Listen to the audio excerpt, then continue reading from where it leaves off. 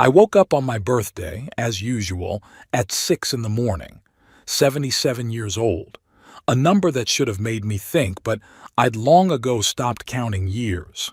Since Margaret's death, time had become dragging, formless. 5 years without her was like 5 decades. My morning ritual hasn't changed: coffee without sugar, peanut butter toast, pills spread out in a plastic container with the days of the week. Margaret had insisted on that container a year before she died. "Orrin, you're getting forgetful," she used to say. I wasn't forgetful. It was just that some things were no longer important. The old house creaked and sighed with me. The 3 bedrooms on the second floor had been empty since Dwight and Lorraine had flown the nest. I was alone in the house Margaret and I had bought when we were just over 20. Small then, it grew over time, as did my business. The outbuildings, the porch, the 2-car garage, all built with my hands. Every beam, every nail remembered the touch of my fingers. I walked to the window, looking out into the backyard. The apple tree that Margaret and I had planted the year Dwight was born leaned under the weight of the fruit. For 52 years, the apple tree had borne fruit without missing a single season, unlike my son. A phone call interrupted the morning silence. "Daddy, happy birthday!" Lorraine's voice sounded too cheerful for 9 o'clock in the morning. "Dwight and I are coming over at 2 o'clock today. Let's celebrate your big day." I couldn't remember the last time they'd visited together. Probably Margaret's funeral. "Thank you, Lorraine. I'll be waiting. I'll bring my apple pie," she added. "Your favorite." My favorite was blueberry. Margaret knew that. Lorraine didn't. "Sounds wonderful," I replied, and hung up. Before noon, I realized something was wrong. Dwight texted, "Don't cook anything, we're bringing lunch." The last time my son showed such concern was when he asked for money for his second failed business. Back then, it was a sporting goods store. The money was gone in 6 months. Dwight inherited my height and broad shoulders, but not my practicality. My father was a plumber. I started out as a carpenter's apprentice, then started a construction company. Dwight, on the other hand, had a business degree and considered physical labor something beneath his dignity. "Times are changing, Dad," he used to say. Yeah, times change. Money doesn't. They either are or they aren't. Lorraine was different. Calculating from childhood, she always knew what she wanted. Married Nolan Prescott, up-and-coming surgeon, moved to the upscale Bowers neighborhood. 2 kids, house with a pool, country club membership. But even that wasn't enough for her. Nolan was successful, but he wasn't part of the old town elite. Lorraine sensed this invisible barrier and tried desperately to break through it. At 2 hours and 5 minutes, Lorraine's black SUV pulled up, followed by Dwight's shabby sedan. I watched them from the kitchen window. Dwight looked tense, his once expensive suit out of shape and lacking luster. Lorraine, on the other hand, was impeccable, a slinky dress, pearls, low-heeled shoes. She helped Nolan unload bags of food. My grandchildren stayed home. "School projects," Lorraine would later explain. I knew it was a lie. There are no school projects in the middle of summer. "Dad." Lorraine hugged me, leaving a trail of expensive perfume in the air. "You look amazing for your age." For your age. A phrase that was meant to sound like a compliment but actually emphasized my age. Dwight patted me on the shoulder. "Happy birthday, old man." He smelled of whiskey. 2 o'clock in the afternoon. I walked them into the living room where Margaret had once arranged her porcelain figurines. After she died, I put them away in boxes. Too many memories, too much dust. "We brought your favorite, fried chicken from Southern Kitchen," Lorraine said, arranging the containers on the dining room table. "I never liked that diner. Margaret cooked chicken better than anyone in Bowers." "And the cake from Mildred's Bakery," Dwight added, opening a box of chocolate cake. "I'm diabetic. Have been for 10 years. "It looks delicious," I lied. Nolan, Lorraine's husband, was the only one who looked genuinely embarrassed. He wasn't a bad man, just weak. Lorraine had chosen him the way one chooses a purebred dog with a good pedigree and obedient. We sat down at the table. Dwight opened a bottle of wine and poured for everyone but me. "You can't do that with your meds, right, Dad?" He smiled, showing his teeth. I remembered. "In fact, with my meds, you could have a glass of red." Dwight just didn't want to waste expensive wine on an old man. Lunch passed in awkward pauses and fake smiles. Lorraine talked about the new charity committee she'd finally been invited to join. Dwight talked evasively about the promising prospects of his new Italian furniture import business. I nodded and pretended to believe every word. Thinking back to that lunch, I can clearly see the moment when they looked at each other.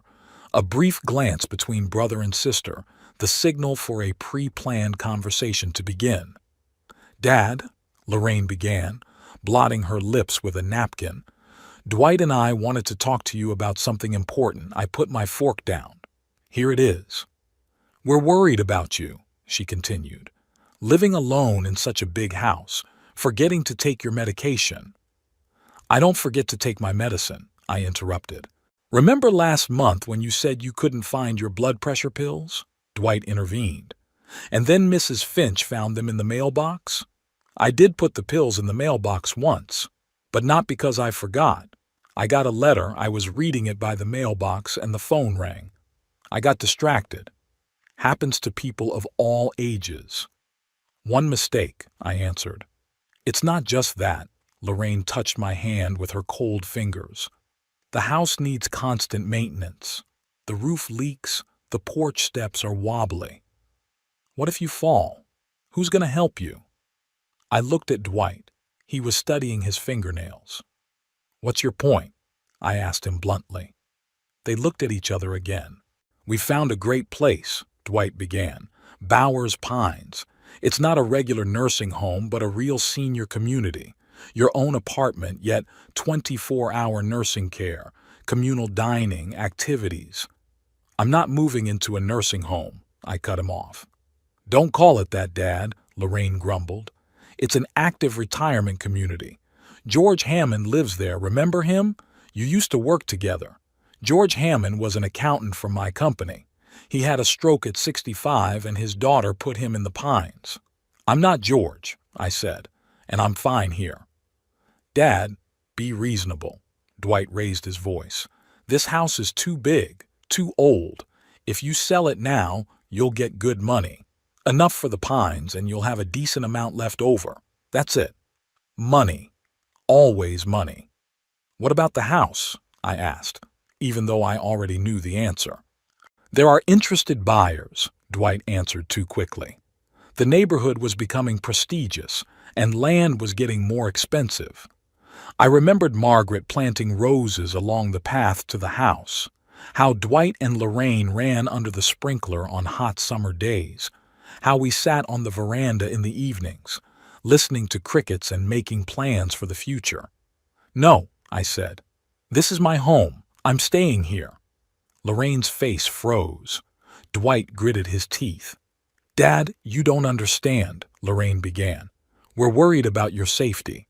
What if something happens to you when you're alone?" "The same thing that happens to everyone," I replied.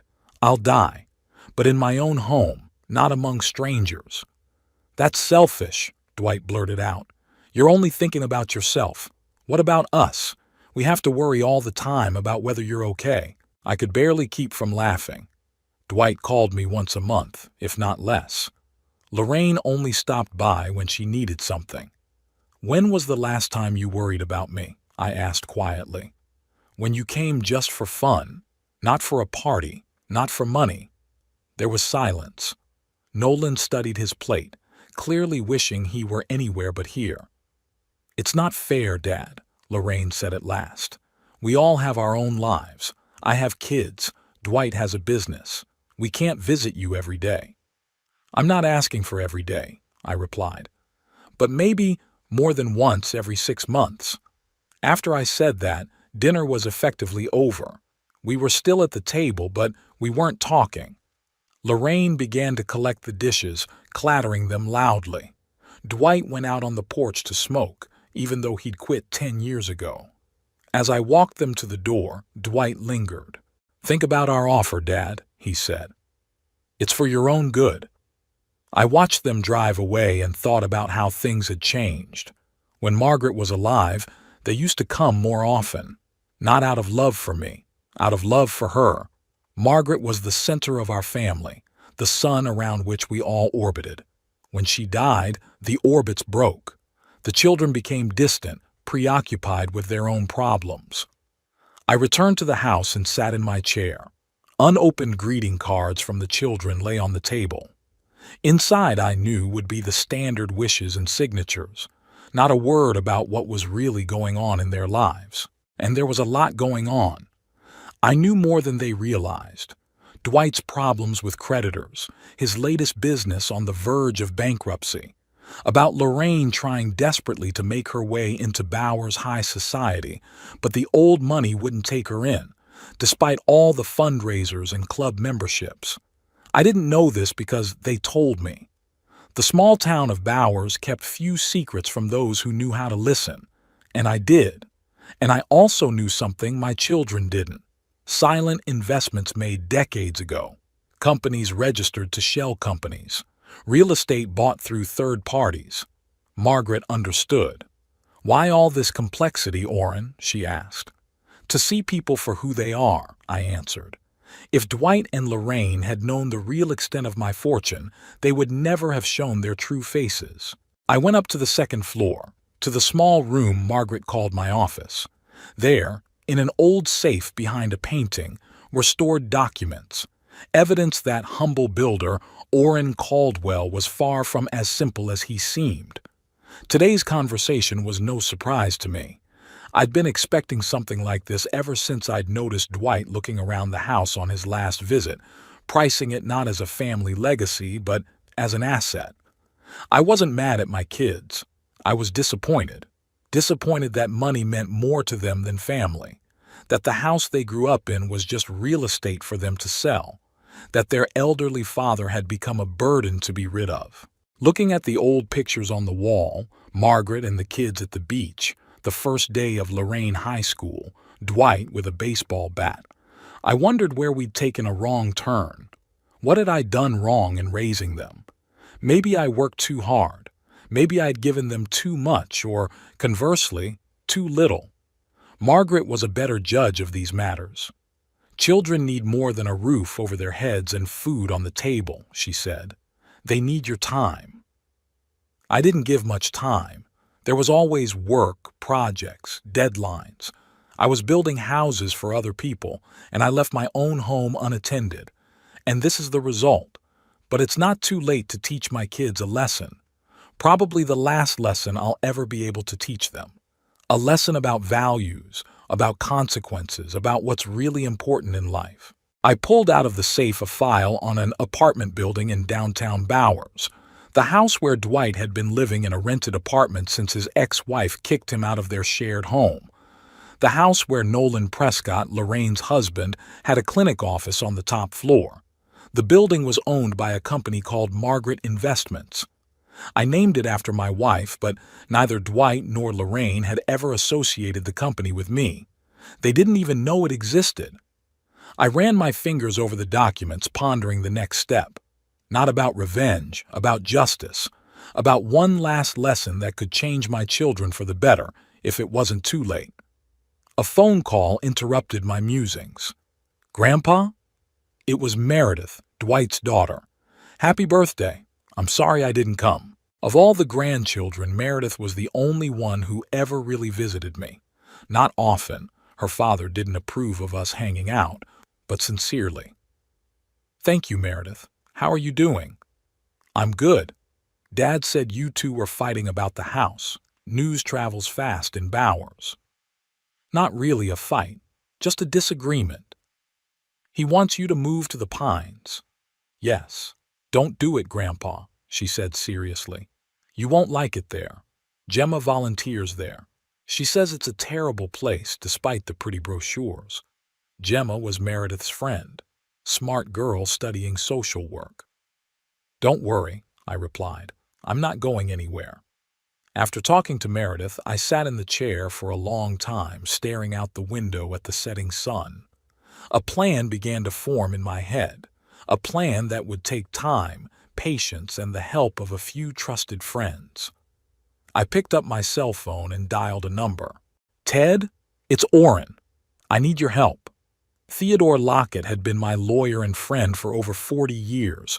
He knew everything about my affairs, including the existence of Margaret Investments and other companies. "What's wrong, Orrin?" he asked. "It's time to put Plan B into action," I said. "The kids want to evict me." After talking to the kids on my birthday, there was a lull. Lorraine called 3 days later, her voice tense as a string. "Dad, have you thought about our offer?" "Yes," I answered. My decision hadn't changed. There was a pause. I could almost physically feel her irritation seeping through the phone line. "Okay," she said finally, "but promise to at least think about it again. We care about you." That was the end of the conversation. Dwight didn't call at all. 2 weeks went by like that. I continued to live my normal life. Breakfast at 6 in the morning, a walk to the post office, reading the newspaper on the veranda, an occasional game of chess with Ted Lockett in the park. On Thursday, exactly 3 weeks after my birthday, I went out for my usual morning walk. The sky was clear, the air fresh from the night's rain. I took my standard route, through the park, past the old library, to the Stamford Bakery for fresh bread. Myra Stamford, the owner of the bakery, saved a loaf of rye for me every Thursday. "Orrin, there was a call for you," Myra said when I came in. "Your daughter, looking for you." I frowned. Lorraine never called the bakery. She didn't even know about my habit of coming here on Thursdays. "When?" "About 20 minutes ago. Said she couldn't reach you at home. That's weird." I didn't turn my phone off. "What else did she say?" "Nothing much. She asked if you'd stop by and told me to tell you to call her when you could." I nodded, picked up my bread, and walked out of the bakery, thinking, why was Lorraine looking for me? And why was she calling the bakery? Deciding not to pursue that question too long, I headed to the phone booth on the street corner and dialed Lorraine's number. Nolan answered. "Orrin?" His voice sounded strange. "Where are you?" "In town." Was Lorraine looking for me?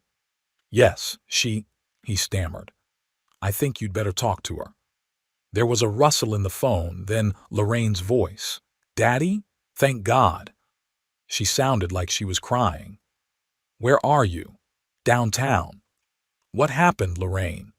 "It's your house, Daddy. It's, on fire." I felt the ground slipping from under my feet. The house. Margaret and I's house. "What do you mean it's on fire?" "The fire department's already there, but, her voice broke. "It's bad, Daddy. It's really bad." "I'm on my way," I said, and hung up. It was a 20-minute walk home, but I made it in 15, despite my 77 years. As I turned onto my street, I saw puffs of smoke rising into the sky. 3 fire trucks, a police patrol car, and an ambulance stood in front of my house. A crowd of neighbors had gathered at a safe distance, but most importantly, I saw the flames, furious, ravenous, devouring the roof of the house I had built with my own hands, the house where my children were born and raised, the house where Margaret died. I froze for a moment, feeling strangely calm. Somewhere on the edge of my consciousness, the thought flashed, too convenient. Too convenient that the fire happened right now when the kids were insisting on selling the house. Too convenient that Lorraine wasn't looking for me at home, but at the bakery I went to on Thursdays. Too convenient that this Thursday was the only day of the week that Mrs. Finch's neighbor wasn't home. Her daughter took her every Thursday for the day. "Daddy!" Lorraine rushed to me, her face wet with tears. Behind her was Dwight, pale with a lost look on his face. "We thought. We were afraid." She didn't finish her sentence, but I understood. They thought I was inside. They were afraid I was dead. Or were they hoping? I was in town, I said. What happened? We don't know, Dwight said. I came by to check on you, saw the smoke. I called 911, then Lorraine. The fire department said it might be wiring. The house is old. I had the wiring completely replaced 5 years ago after Margaret died. New copper wire, modern switches, overload protection.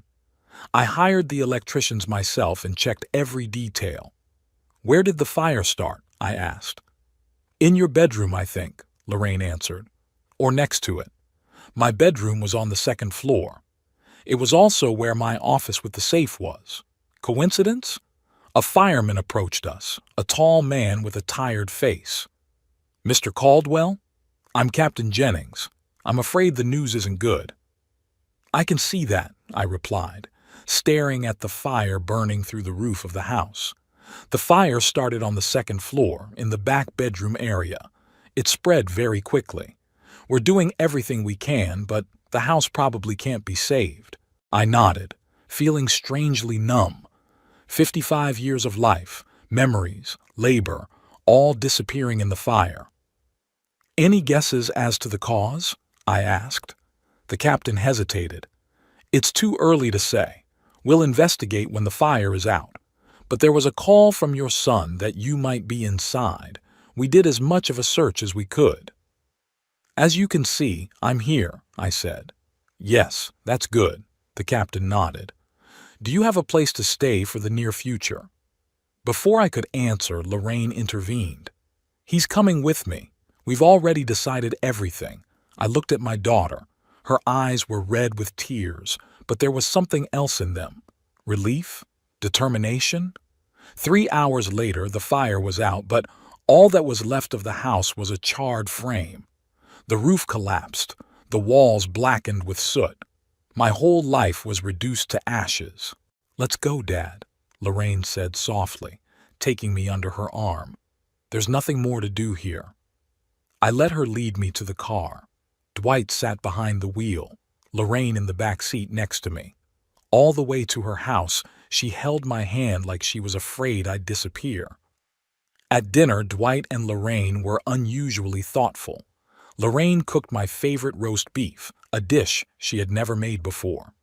Dwight opened a bottle of good whiskey and poured me one without saying a word about the medication.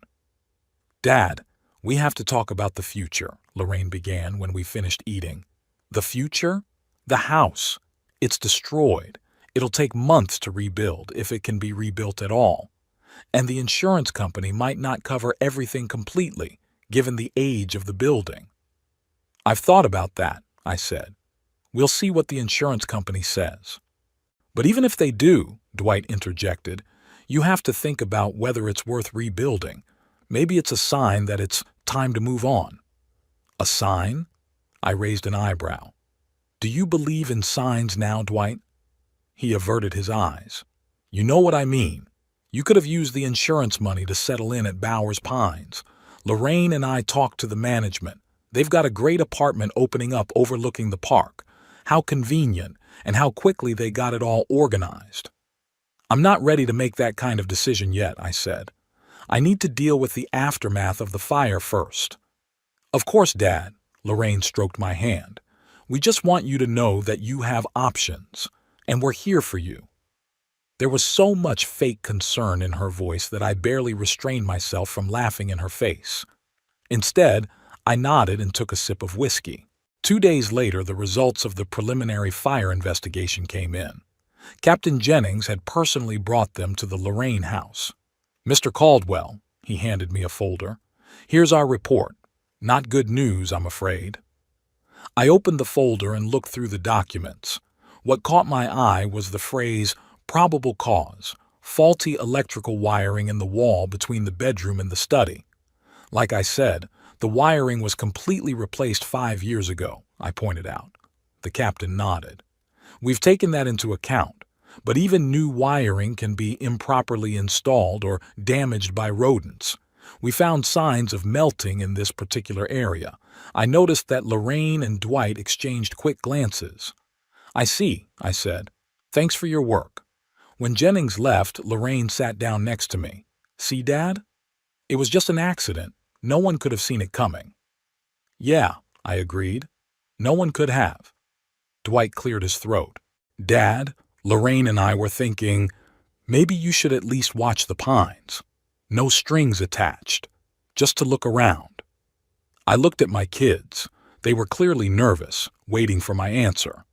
Okay, I said finally. Let's go and have a look around. The relief on their faces was almost palpable. Bowers Pines was exactly what I'd expected, a sterile complex with smiling staff and faceless apartments. Mrs. Ross, the director, gave us a tour with a practice speech about comfort and safety.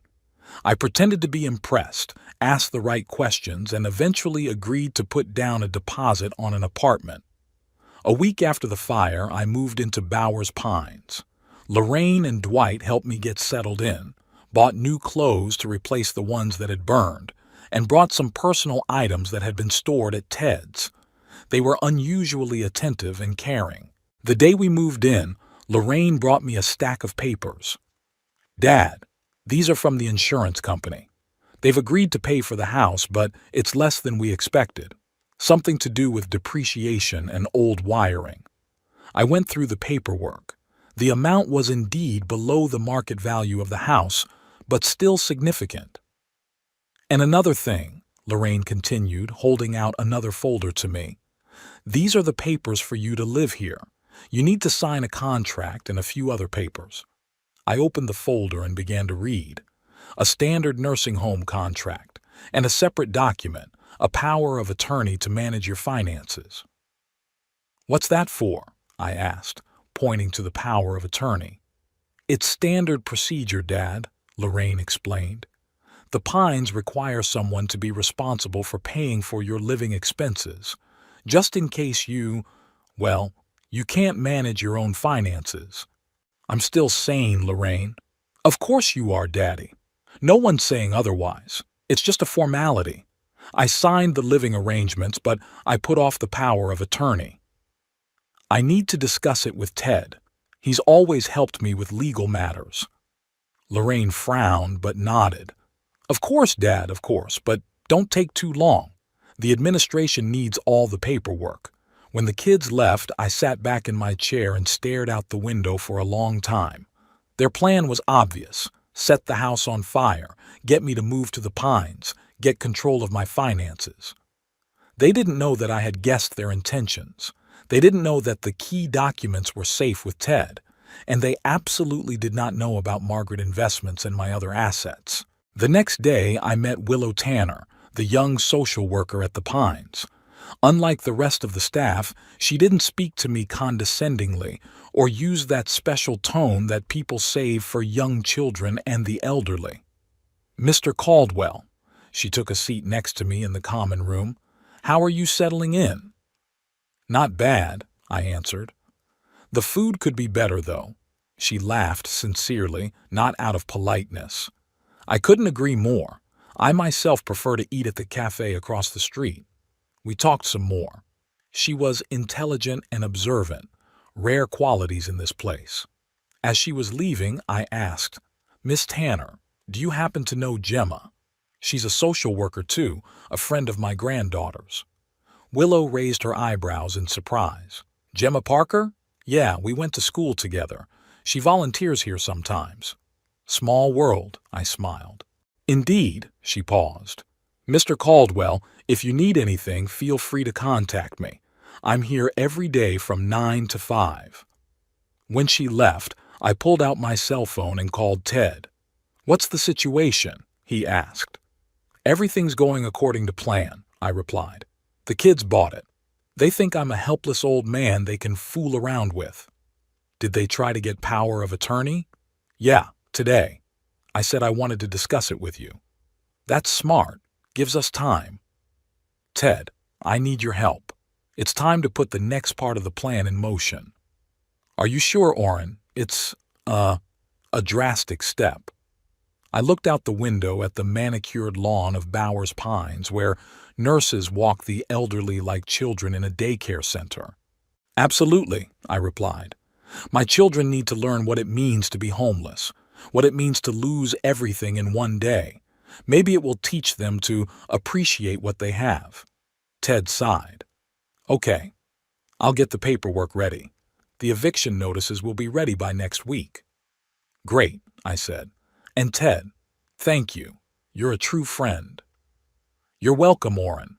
By the way, your granddaughter Meredith called me. She's worried about you." "Meredith is the only one in the family who's inherited Margaret's common sense," I smiled. "Tell her I'm fine, and that the fun is about to begin."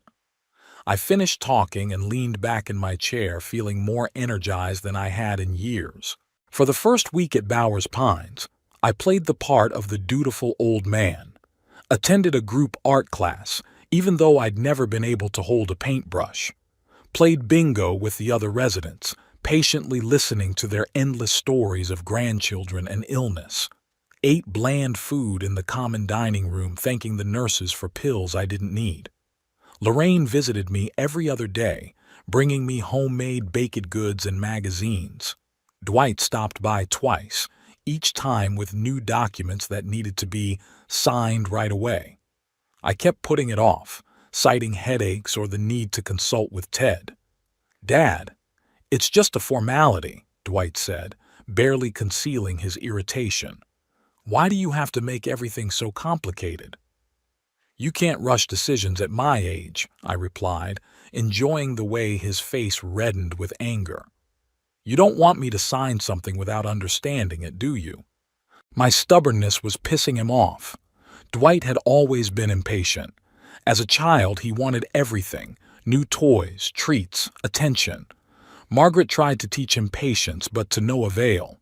In business, this character trait turned against him. He took on projects without calculating the risks, invested money in dubious enterprises, expecting an instant return. Lorraine was different, calculating, methodical. She could wait years to get what she wanted. That's why I was sure the house fire was her idea, not Dwight's. He would give himself away, she never would. On Thursday, the 10th day of my stay at the Pines, there was a knock at my room. "Mr. Caldwell?" Willow Tanner was standing in the doorway with a file folder. "I'm on routine rounds. May I come in?" "Of course, Miss Tanner." I pointed to the chair across the hall. "Have a seat." She sat down, opened the file, and took out a pen. "How are you feeling? Adapting to the new place?" "As much as possible," I answered. "The food could be better, but I'm not picky." She smiled and made a note in the papers. "And how's the sleep? Trouble falling asleep? Nightmares?" "No, nothing like that." "That's good." She closed the folder. "You know, Mr. Caldwell, a lot of new residents have trouble adjusting, especially those who've had traumatic experiences, like you and the fire." I shrugged my shoulders. A house is just a building. It's the people that matter, not the walls. She looked at me carefully. "That's a very mature look. Not everyone feels that way about losing their home, especially if they've lived there for decades." "Maybe I'm just good at hiding my feelings," I smiled. "Maybe." She paused. "Mr. Caldwell," I was wondering. "You mentioned Gemma, your granddaughter's friend. Did she really tell you about the Pines?" "That's an interesting question. Checking up on me?" "Yeah, through Meredith. My granddaughter visits me sometimes, and one day she brought Gemma. Nice girl. She mentioned that she volunteers here." Willow nodded. "I was just talking to her yesterday, and she was surprised to hear you were here. Said the Pines was the last place she expected to see you." I looked at Willow with renewed interest. "Why is she telling me this?" "Why?" "Gemma said that you always seemed to her independent. Not the type to go easy on your family. Now I get it." Willow was smarter than she looked. "Sometimes a man doesn't have a choice," I said carefully, "especially when their house burns to the ground." She met my gaze. "There's always a choice, Mr. Caldwell. Always." I saw understanding in her eyes. She knew there was something wrong with my story, that I wasn't just a helpless old man in difficult circumstances. You're right, Miss Tanner. I lowered my voice. There are always choices, and I've made mine. May I ask, which one? I shouldn't have trusted her. I shouldn't have revealed my cards. But something in her direct gaze, in her genuine interest, compelled me to continue. The choice to watch and wait. You see, Miss Tanner, I've long suspected that my children are not as caring as they want to appear. The fire only confirmed my fears. You don't think the fire was an accident? She stepped forward. Let's just say there were too many coincidences. What do you plan to do? Get justice, I answered. But I need help. Someone inside the pines I could trust.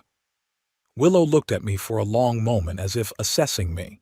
I've worked here for 3 years, Mr. Caldwell, and I've seen enough cases where families have not acted in the best interests of their elderly relatives.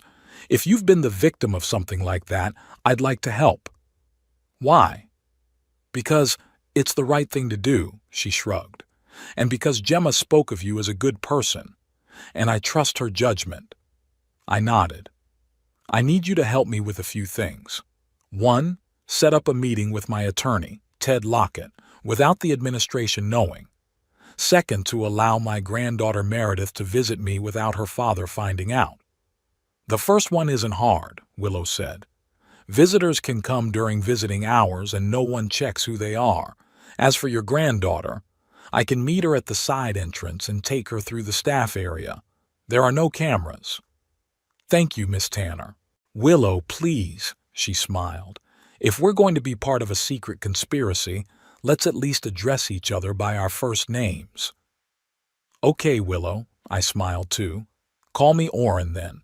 The next day, Ted came to see me as arranged.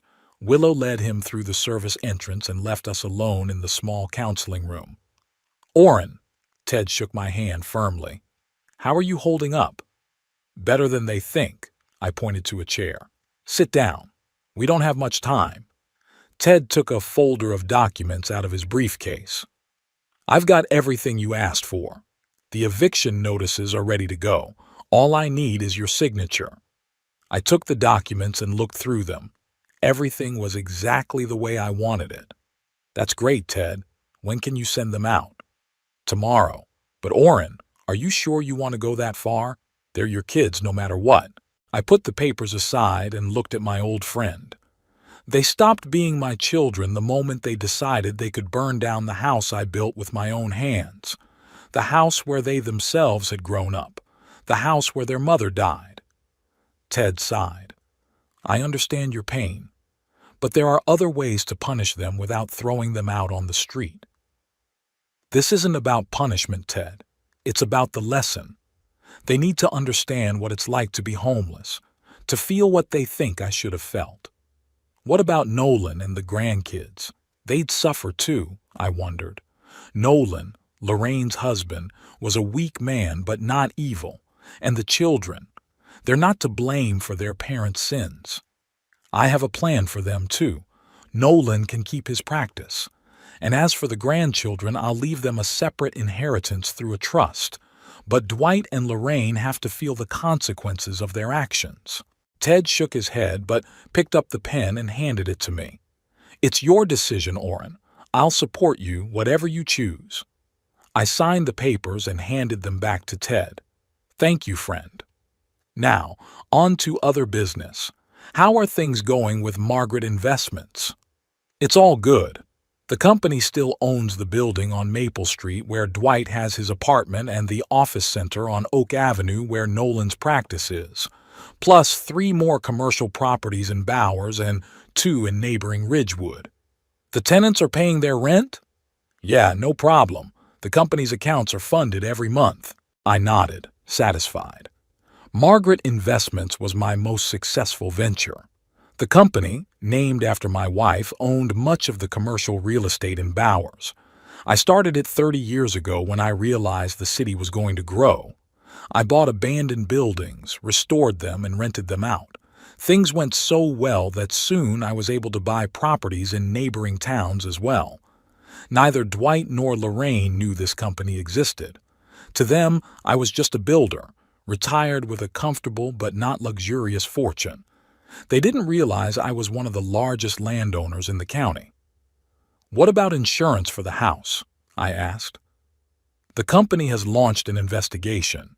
They suspect arson." I smiled. Not surprising. Dwight had never been particularly smart about that sort of thing. If they proved arson, there would be no payout, and there could be trouble with the police. "I wasn't counting on that money," I said. "But if it goes to the police, well, that's their problem, not mine." Ted looked at me carefully. "Orrin, I've known you for almost 50 years. You've never been a vindictive person. What's changed?" I turned away to the window, looking out at the neatly trimmed lawn of Bowers Pines. Margaret had always been a buffer between me and the kids.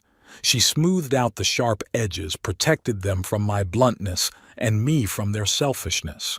When she died, that protection disappeared, and I saw my children for what they really were: greedy, calculating, willing to step over their own father for money.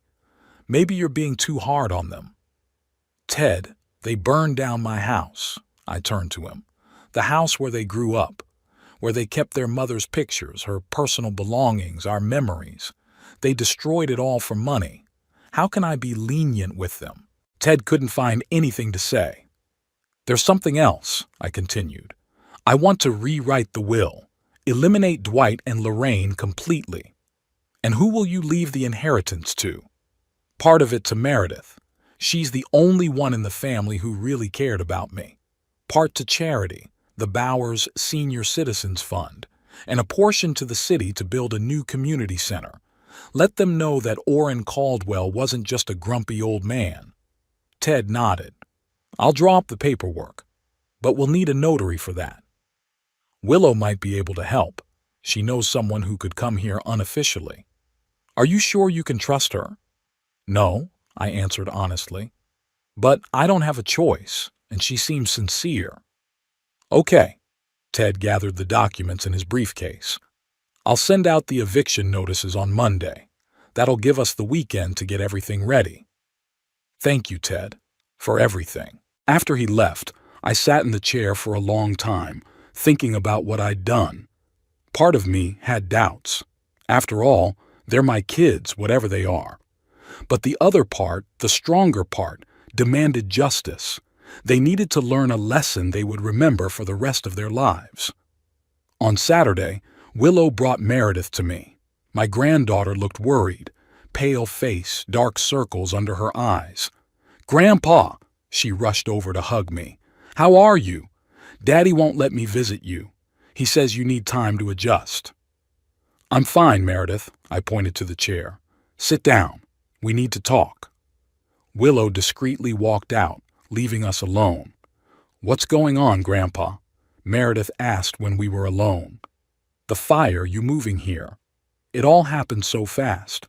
"Too fast," I agreed. "Don't you think?" She frowned. "I talked to Gemma. She said that fires like this, well, they're not always accidental. Smart girl, just like her grandmother." "So what do you think?" "I don't know what to think," she shook her head. "I mean, it's impossible, isn't it? Daddy and Aunt Lorraine couldn't—" "Burn down my house?" I finished for her. "Why not? Your father's on the verge of bankruptcy. His last business failed. Creditors are demanding repayment. And Lorraine's desperate to break into Bowers high society. It takes money, more money than Nolan makes. How do you know about Daddy's business?" "Bowers is a small town, Meredith. People talk, and I'm a good listener." She looked at me with her eyes wide open. "But still, setting a house on fire, that's a crime." "Greed makes people do terrible things," I took her hand. "But that's not why I called you here. I need your help." "What kind of help?" "In the next few days, your father and aunt will receive certain news. They'll be shocked and angry. Perhaps they'll come here to make a scene." "What news?" "Eviction. You see, Meredith, I own the building where your father lives, and the building where Nolan's clinic is." She looked at me stunned. "How?" Dad always said you put all your money into your house and small savings. Your father only knows what I let him know, I smiled. I have a company, Margaret Investments, named after your grandmother. That company owns a lot of real estate in Bowers, including the buildings where your father and Aunt Lorraine live. And you're going to evict them? Meredith shook her head. Grandpa, that's cruel. No more cruel than burning down your father's house, I pointed out. They need to learn a lesson, Meredith, what it's like to be homeless overnight. She was silent for a long time, digesting the information. What can I do to help? She finally asked. I need eyes and ears in the family. When your father gets the notice, he'll be furious. I want to know what he'll do, what he'll talk to Lorraine about. You're asking me to spy on my dad? I'm asking you to help me protect myself, I corrected. Your father and aunt think I'm a helpless old man who can be manipulated. I want to show them that they're wrong. Meredith was silent again, looking down at the floor. I don't know, Grandpa. It's complicated. He is my father, after all. A father who was willing to burn down his own father's house, I reminded her. Think about it, Meredith. One more thing. I'm rewriting my will. Everything I own will be divided between you, the charity, and the town of Bowers. She raised her head. I don't want your money, Grandpa. I know. That's why you're going to get it. Unlike your father, you've never been greedy. Meredith sighed. Okay, I'll help. But not because you promised me an inheritance. It's because if Dad really burned down your house, he should be held accountable. Thank you, Meredith. I squeezed her hand. You look just like your grandmother. She would have been proud of you. After Meredith left, I sat by the window, watching the residents of Bowers Pines walking around the grounds. Many of them were younger than me, but looked older, hunched over, eyes droopy. They had given up, let their families decide for them. I wasn't going to be like that. Willow came by tonight. Everything okay, Orrin? She asked, taking a seat next to me. Yeah, thanks for your help with Meredith. You're welcome, she paused. Do you mind if I ask what you're planning? I looked at her. There was something about this young woman that inspired confidence. I'm going to teach my children a lesson. Show them what it means to lose a home overnight. How so? I own the buildings where they live, through a company they don't know exists. Willow whistled. That's impressive. And you're gonna evict them? Yes. Notices will be sent out on Monday. But why? She frowned. Couldn't you just? I don't know. Talk to them? Explain what you know about the fire?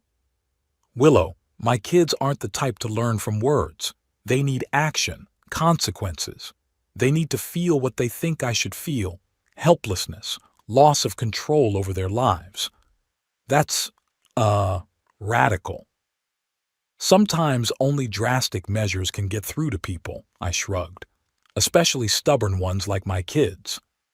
And then what? After the eviction? That's a good question.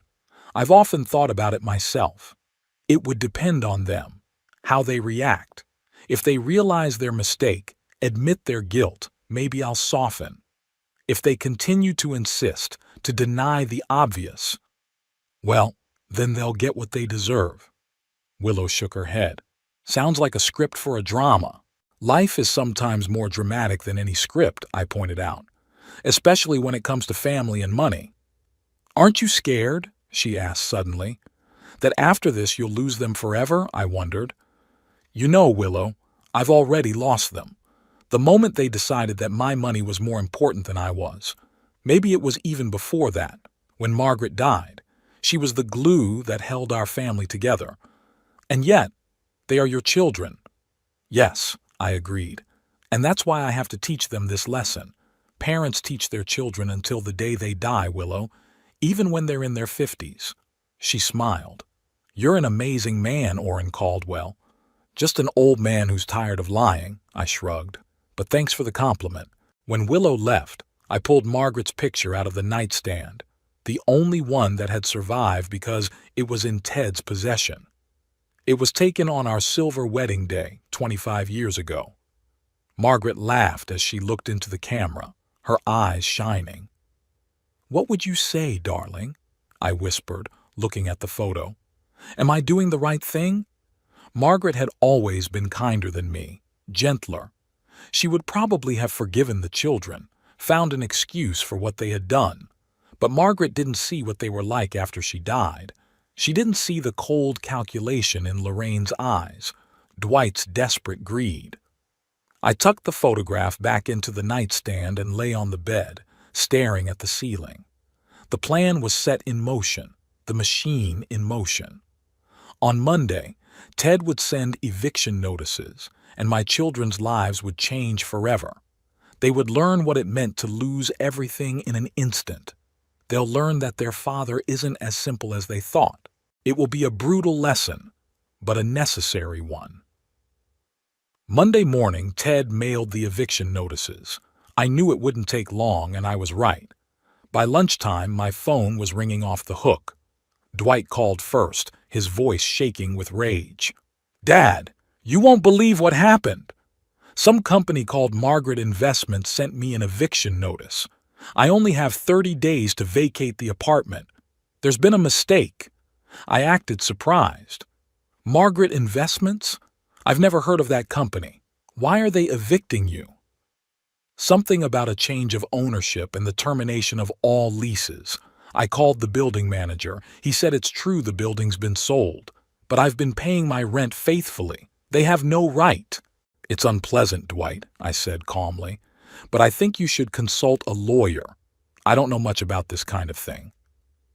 I already called my lawyer. He said that if the company is really the new owner, they have the right to terminate the contract, provided they give me advance notice.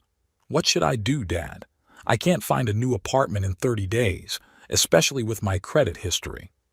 "Maybe you could stay with Lorraine temporarily," I suggested it. "She's in the same situation," Dwight exclaimed. "The same company owns the building where Nolan's clinic is. They got an eviction notice, too." I allowed myself a small smile. It was exactly the reaction I'd expected. "What a coincidence," I said. "You both received notices on the same day." "There must be some mistake," Dwight insisted, "or a conspiracy.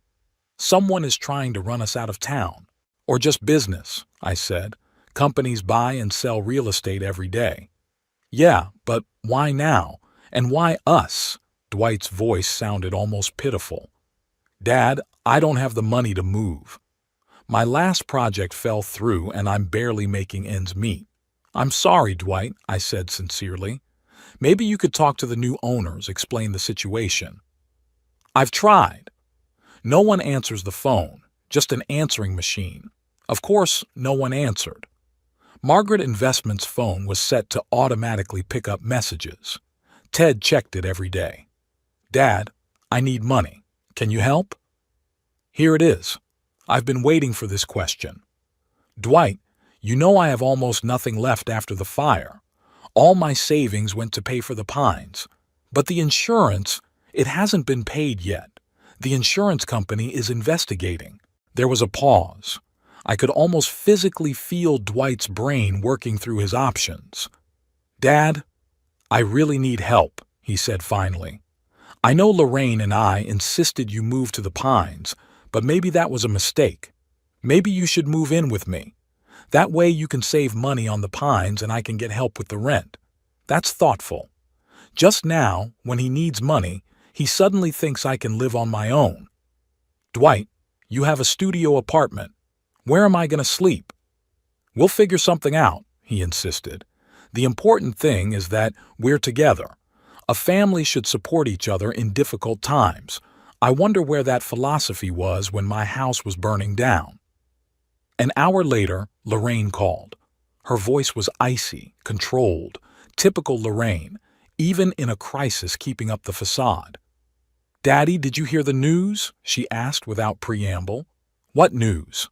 "About me and Dwight. Some company is evicting both of us. Dwight out of his apartment and Nolan out of his office." "Yeah," Dwight called. "That's terrible, Lorraine. What are you going to do about it?" "We hired a lawyer. It can't be a coincidence we both got notices on the same day. Someone is targeting our family on purpose. Or it's just business. I repeated the same thought to Dwight. No, Dad, her voice sounded confident. It's personal. The company's called Margaret Investments. Margaret is Mom's name. It can't be a coincidence. Lorraine had always been observant and more perceptive than Dwight. What do you mean? I don't know, she sighed. Could it be someone who knew Mom? Someone who has a reason to take revenge on our family? Margaret died 5 years ago, I pointed out. Why would someone wait that long? I don't know. The irritation in her voice finally broke through. But I'll find out. Nolan can't lose his clinic, Dad. He's worked for years to build a reputation. If he has to move, he'll lose patience. Maybe you can negotiate with the new owners.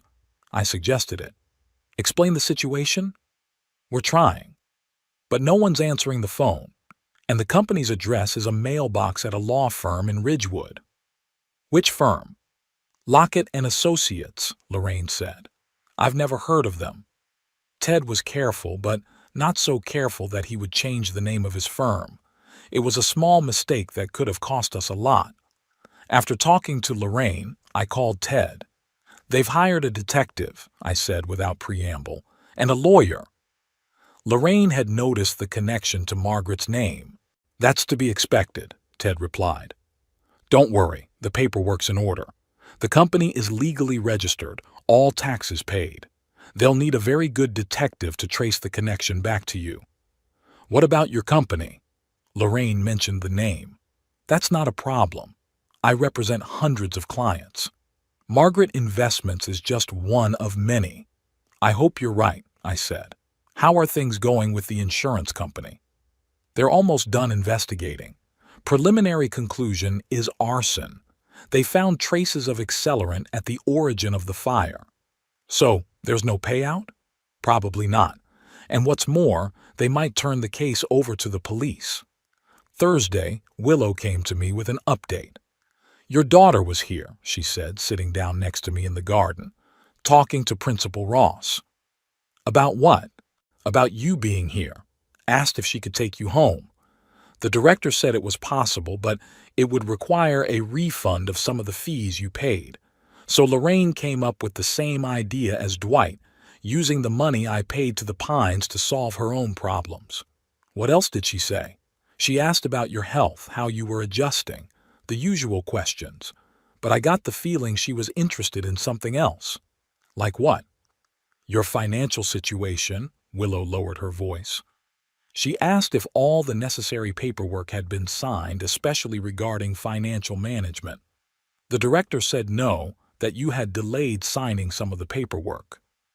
And how did Lorraine react? She wasn't happy, said she'd talk to you about it. I nodded. Everything was going according to plan. The kids were desperate and looking for any way to get the money. In the evening, Lorraine called just as Willow had predicted. Dad, I talked to the director of the Pines. She said you haven't signed all the paperwork yet. What paperwork? The power of attorney for financial management. Dad, this is important. What if something happens to you? Who's going to pay for you to stay there?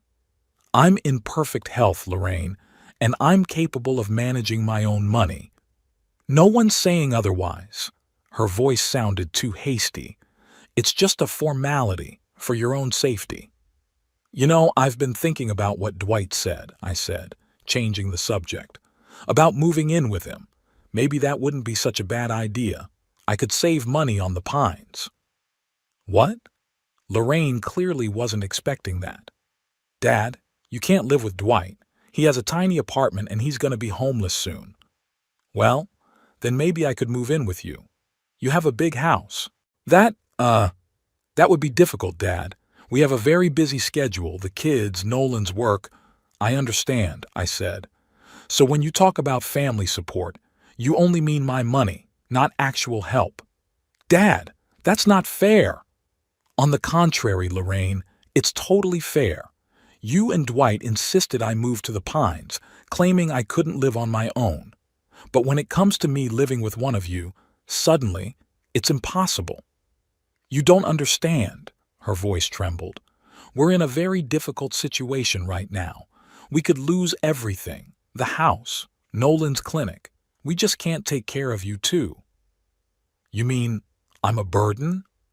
No, that's not what I'm saying.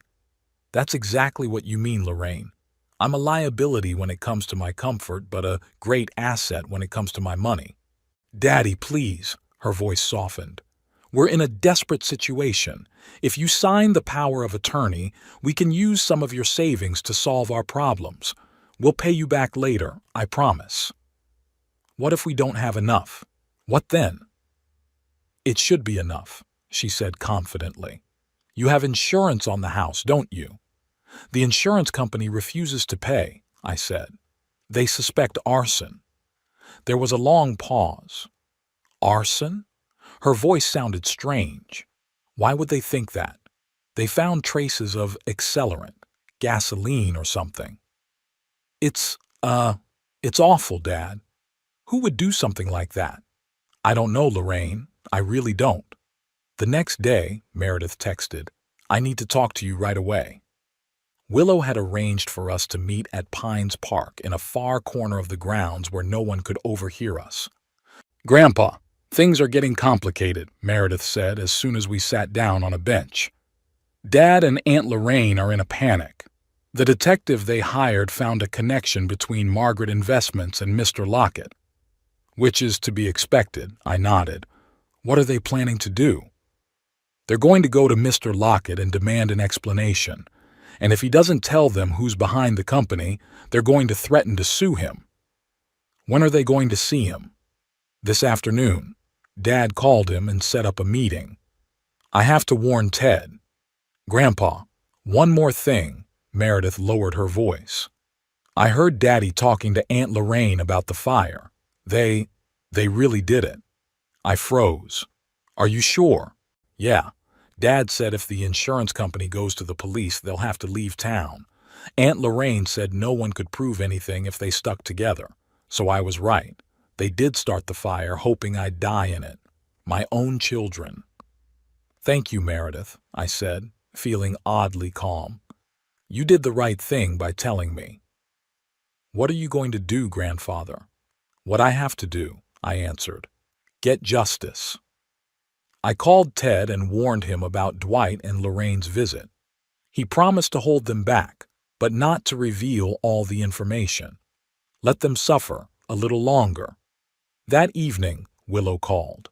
Orrin, you have visitors. Your children. They're, furious.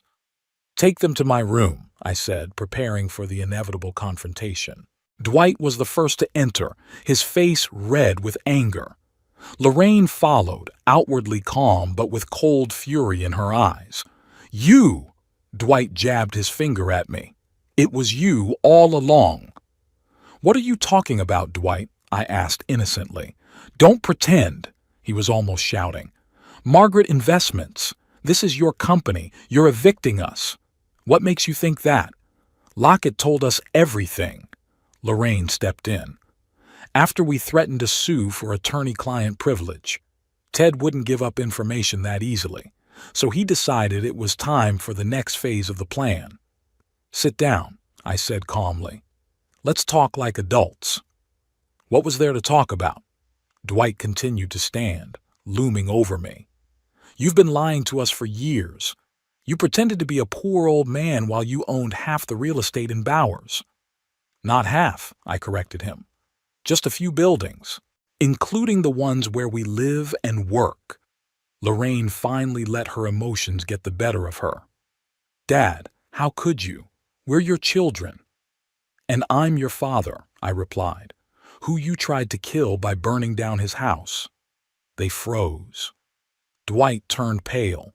Lorraine pressed her lips into a thin line. What is this nonsense? Dwight said.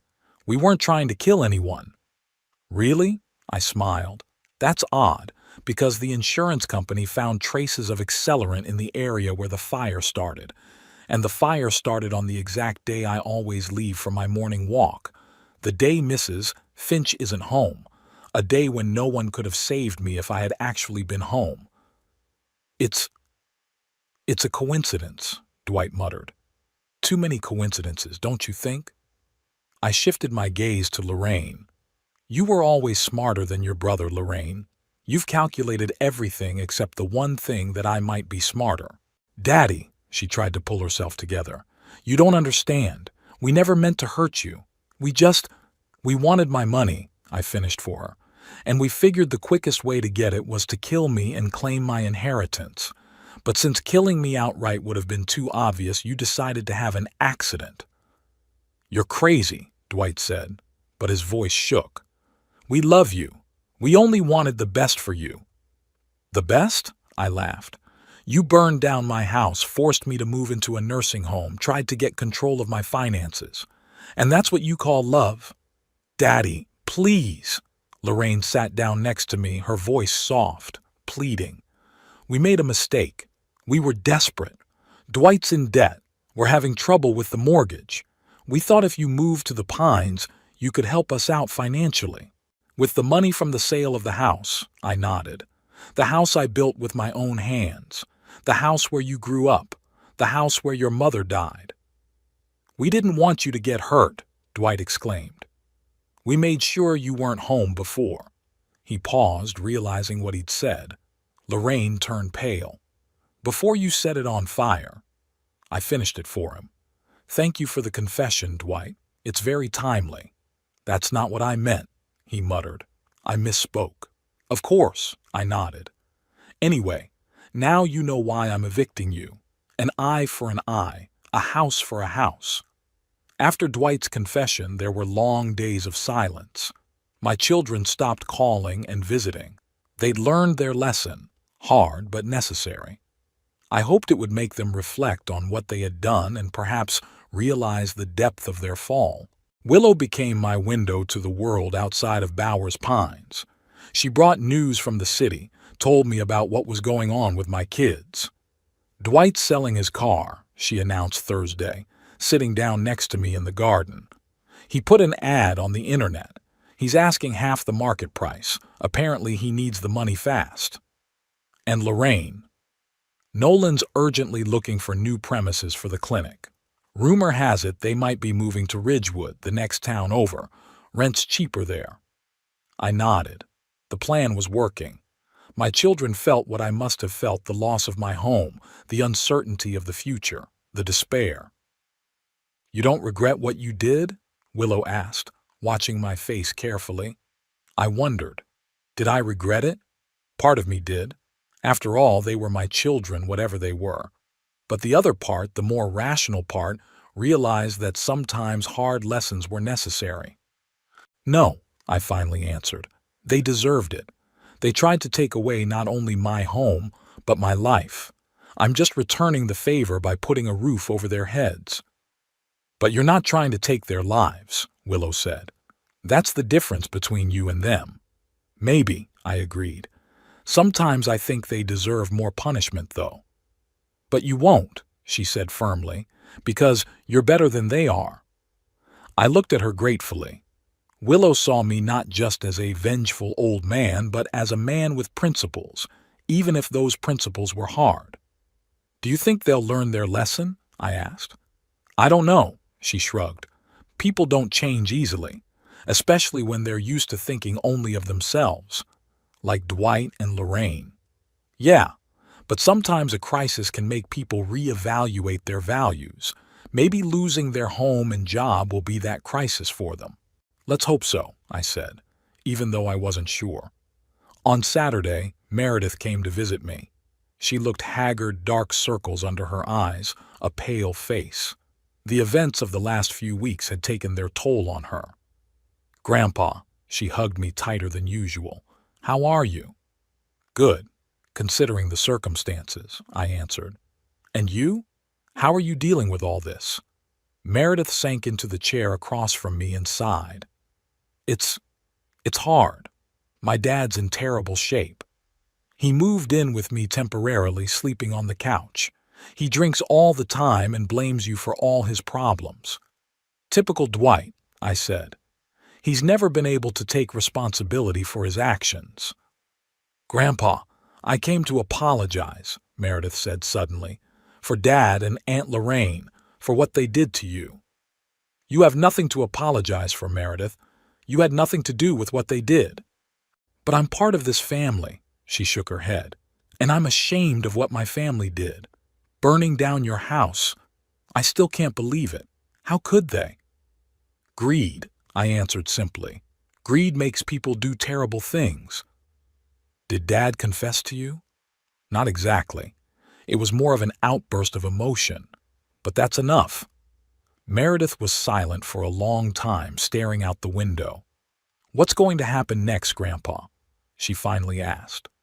Are you going to tell the police? I wondered. It was a question I'd been asking myself for the last few days.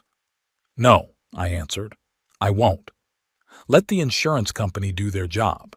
If they decide to go to the police, that's their business. I don't want to be the one to send my kids to jail, whatever they are.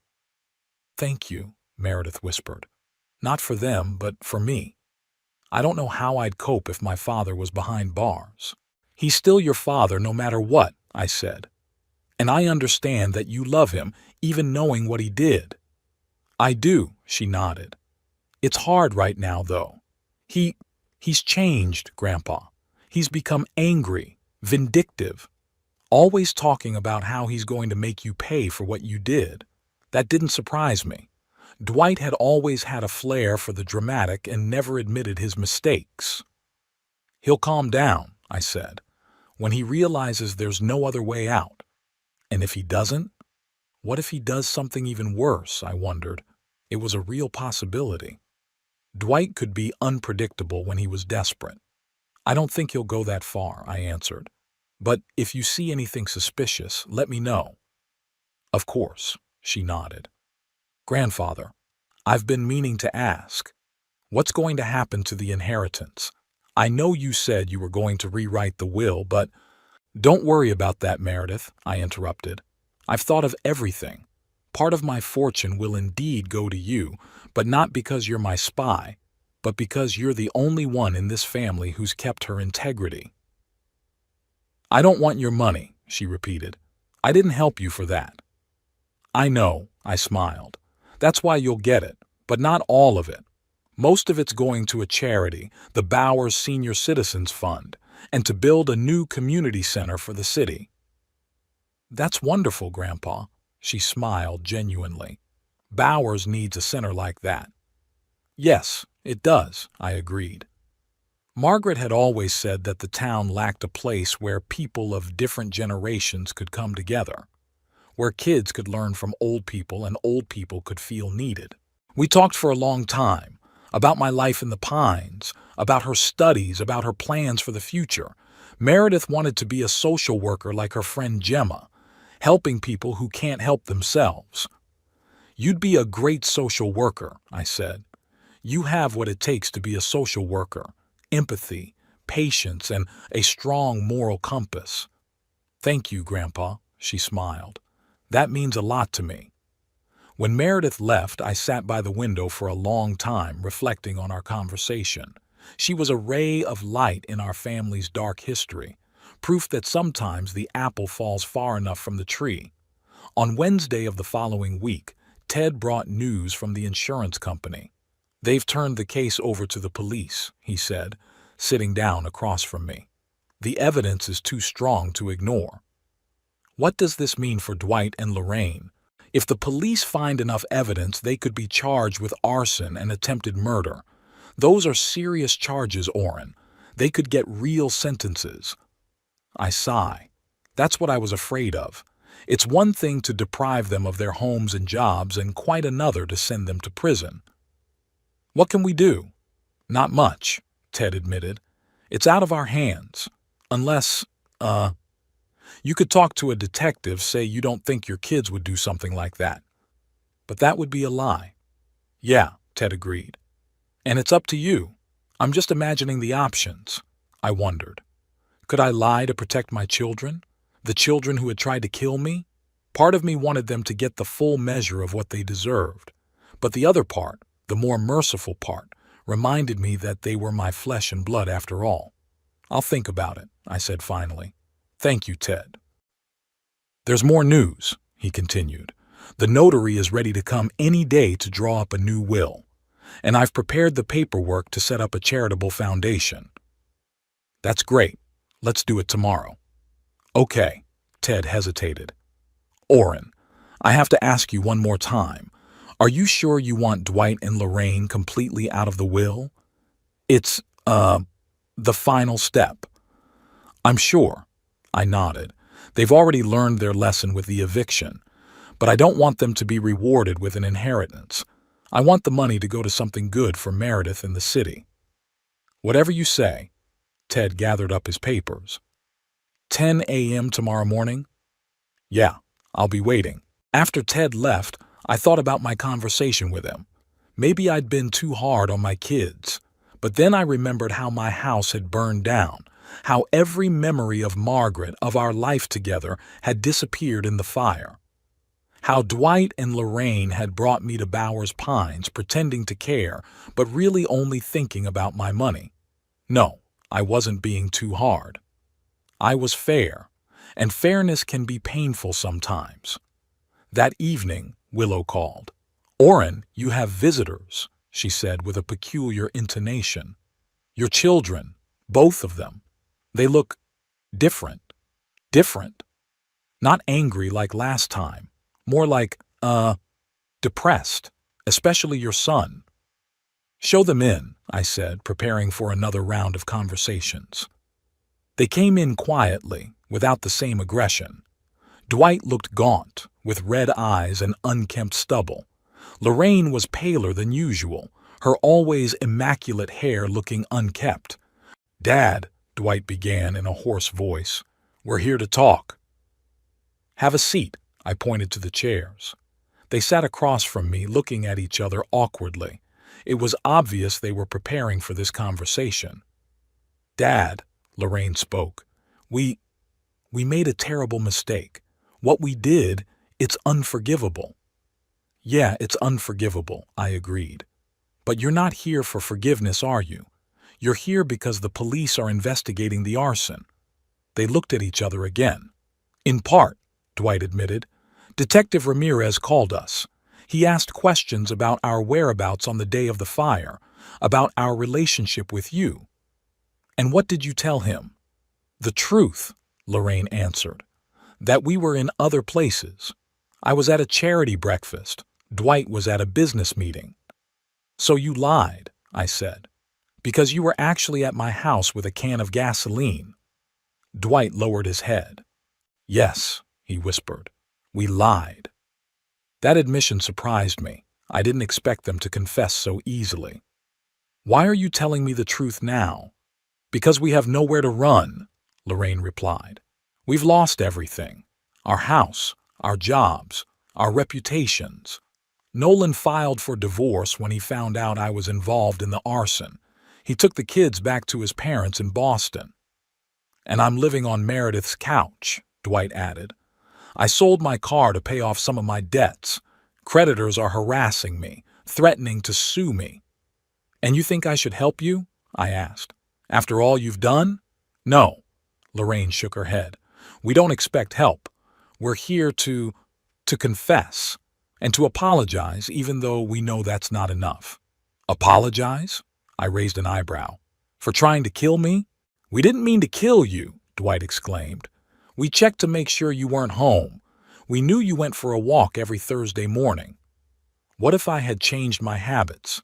If I had decided to stay home that day? They were silent, unable to find an answer. You risked my life for money, I continued, for a house you could sell, for an insurance policy you could have gotten. We were desperate, Lorraine whispered. Dwight was in debt. My marriage was falling apart. There was only one way out.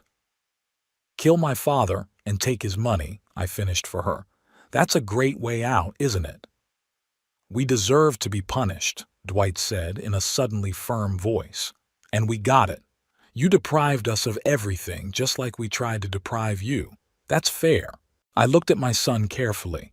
For the first time in a long time, there was something real in his eyes. Realization, remorse, acceptance of responsibility. What do you want me to do? I asked him bluntly. If the police find evidence, they'll arrest us, Lorraine said.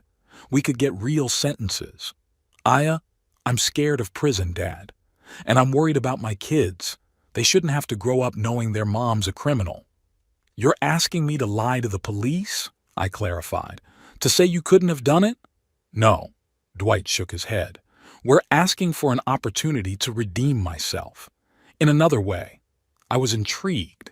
In what way? Any way you suggest, Lorraine replied. We'll do whatever you say. Just, help us stay out of jail. For the grandkids. For Meredith. I looked at my kids for a long time. They looked genuinely remorseful, broken, ready to accept any punishment other than jail time. Perhaps they had truly learned a lesson from this situation. I can't stop the investigation, I said finally. But I can talk to the detective, tell him I don't believe you were involved in the arson. It might help if there's no direct evidence. Thanks, Dad, Lorraine exhaled. But, I continued, I have conditions, 3 conditions. What are they? Dwight asked. First, you both have to go to therapy. Long term, at least a year. I'll pay for it. They nodded without objecting. Second, you'll work for a charity I'm setting up. No salary, just room and board, as volunteers. Dwight will be doing construction work, renovating the homes of the elderly. Lorraine will organize activities for lonely old people. We agree, Lorraine said without hesitation. Dwight nodded. And third, I paused, you must publicly confess what you did, not to the arson that could get you arrested, but that you tried to manipulate me, to force me to sell the house and move to the Pines against my will, to confess to everyone you know in Bowers. It was the hardest condition of all, public humiliation, losing face in front of the whole town. Dwight and Lorraine always cared about their reputations, especially Lorraine, who aspired to the high society of Bowers. It's complicated, Dwight muttered. But fair, Lorraine said suddenly. We agree, Dad, on all terms. I looked at my daughter with a new respect. Maybe there was something of Margaret left in her after all, the ability to admit her mistakes and accept the consequences. Okay, I nodded. Then I'll talk to Detective Ramirez. But keep in mind, if there's direct evidence, fingerprints on the canister, witnesses, I can't help you. We understand, Dwight said. Thank you, Dad. You have every right to turn your back on us after what we've done. You're my children, I said simply. Whatever you are. After they left, I called Ted and told him about our conversation. Are you sure they're sincere? He asked doubtfully. It could be another manipulation. Maybe, I agreed, but I want to give them a chance. One last chance. You were always softer than you wanted to appear, Ted said with a smile in his voice. Margaret knew it. Yes, I smiled at the memory. She always saw right through me. The next day, Ted brought a notary and we signed a new will. I'd made a change not excluding Dwight and Lorraine completely, but leaving them a small portion of the inheritance, provided they worked at least 5 years for the charity. The bulk still went to Meredith and the city of Bowers to build a community center. I also talked to Detective Ramirez as promised, told him that despite our differences, I didn't believe my kids could have set the house on fire. He listened carefully, took notes, but made no promises. We are following the evidence, Mr. Caldwell, he said, but your opinion will be considered. A week later, Meredith brought unexpected news. Grandfather, you won't believe it. The police have arrested Victor Sloan for setting your house on fire. Victor Sloan? I was genuinely surprised. The owner of the auto repair shop? Yeah. Turns out he'd been wanting to buy your lot for years to expand his business. You refused to sell, so he decided to speed things up. But how did they find him? They found a canister with his prints on it near the fire, and some witness saw his car outside your house that morning. I was stunned. All this time, I was convinced that Dwight and Lorraine set the fire. Their behavior, the coincidences, The circumstantial evidence, everything pointed to them. And their confession. Did they take the fall for someone else's crime? Are you sure it's true? I asked Meredith. Could it be a mistake? Sloan confessed. Grandpa. Completely. Said he didn't mean to kill anyone, just wanted you to sell the lot after the fire. I leaned back in my chair, trying to comprehend this information. So Dwight and Lorraine hadn't set my house on fire. They were guilty of wanting to use the fire to their advantage, of trying to manipulate me and gain control of my finances, but not the arson. I need to talk to them, I told Meredith, immediately. Dwight and Lorraine arrived an hour later. They looked confused, not understanding why I'd called them so urgently. Victor Sloan, I said without preamble. He'd been arrested for burning down my house. They looked at each other, a look of genuine surprise on their faces. Victor Sloan? Lorraine asked. The one from the auto shop? Yeah, I nodded. He confessed. He wanted me to sell the lot after the fire. But, Dwight hesitated. We thought that you did it, I finished for him. And you admitted it to me. Why? Again, the long look between brother and sister. Because we felt guilty, Lorraine finally said. We didn't start the fire, but we wanted your house to burn down. We talked about it. We planned it. We just didn't have time to do it. And when the house did burn down, Dwight continued, we decided it was a sign, an opportunity to get what we wanted, the money from the sale of the lot, your move to the Pines. We were so preoccupied with our own problems that we didn't even think about the possibility that someone else might have done it, Lorraine admitted. When you blamed us, we just accepted the blame, because in our hearts we were guilty. I looked at my children and saw something in them that I hadn't noticed before, the capacity for remorse. They were willing to take the blame for a crime they hadn't committed because they knew in their hearts that they deserved to be punished for their intentions. You know, I said after a long pause, Margaret has always believed that there is good in everyone, even in the most misguided souls. I often argued with her, saying that some people were just hopeless. She would reply, no one is hopeless, Orrin. Some just need more time to find their way. Lorraine's eyes filled with tears. She always saw the best in us, she whispered, even when we didn't see it ourselves. Yes, I agreed. And maybe she was right. Maybe there really is something worthwhile in you, something that could be saved.